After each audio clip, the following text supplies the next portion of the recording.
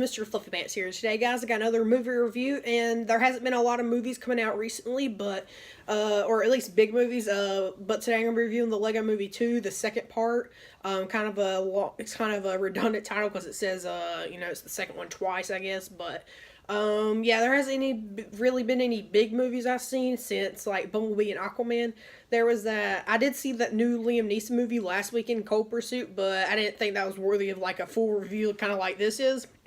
But the first part's going to be spoiler free, and then I'll let you guys know when we transfer over to spoilers. But I am a pretty big avid Lego collector. I got all around my room, like that red shelf back there. I got another shelf right here, just full of Legos. Just recently picked this set up. I did a live stream on that, so go check that out. But yeah, I love Legos and I love movies, so it's two of my favorite things together. And I did see the original one in theaters, the first Lego movie back, what was that, 5 years ago at this point. I did see that in theaters and I did really like it, but I actually have not seen that one since theaters all the way through, so I don't know if I think I do like the second one better, but I'm not completely sure because I haven't watched the first one in years. But I did not watch the Lego Batman movie or Ninjago movie. I want to watch the Lego Batman movie, but I don't know. I heard the Ninjago movie isn't too good, but it's still decent. But yeah, so I think I did enjoy the second Lego movie better than the first one, and I think it had some better humor in it from what I remember.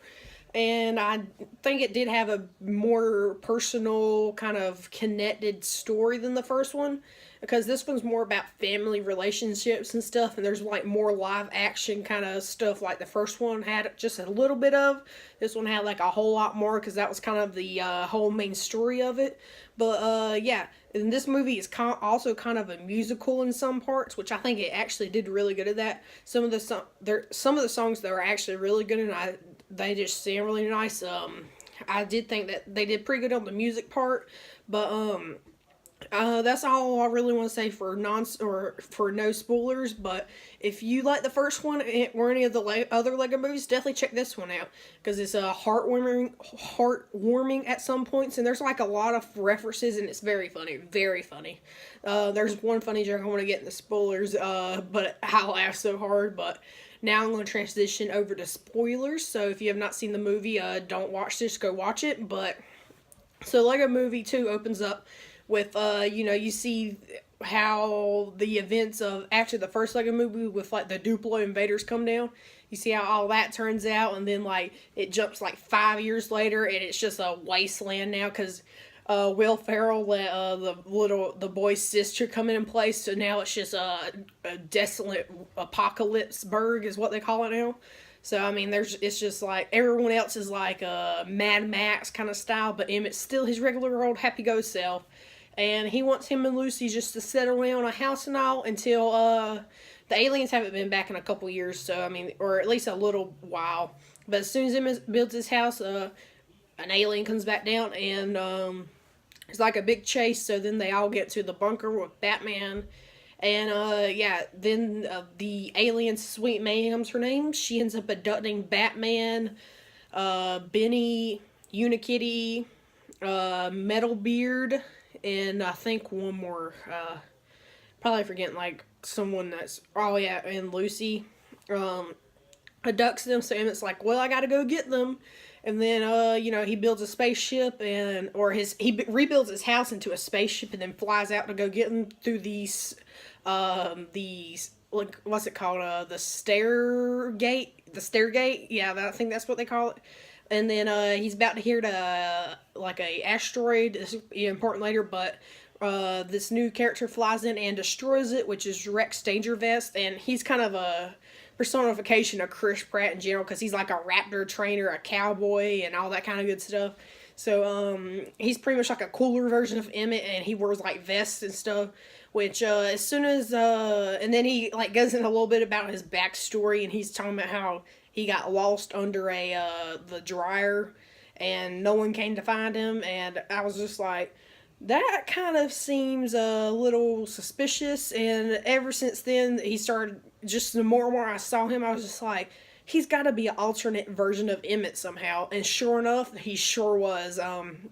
Turns out that he was Emmett, and no one came to save him from that asteroid, and he ended up getting flung under the dryer, and he stayed there, and he became Rex, and then Rex wanted to save Emmett, but then Rex is actually the main bad guy of it all. We're throughout the most of the movie, we think Sweet Mayhem and Queen whatever Wannabe is the main bad guy, but turns out Rex is, because Rex is pretty much like the brother character. He's not wanting to play with his sister and all, but Queen whatever Wannabe just wants to bring everyone together so they, her brother and her can play together. And so Rex is kind of like the personification of them not wanting to play together, which is pretty interesting. But so Rex wants Emmett to turn out just like him and nobody come rescue him. So he tries to destroy the wedding because Queen whatever Wannabe wants to marry Batman for some reason, bring the worlds together.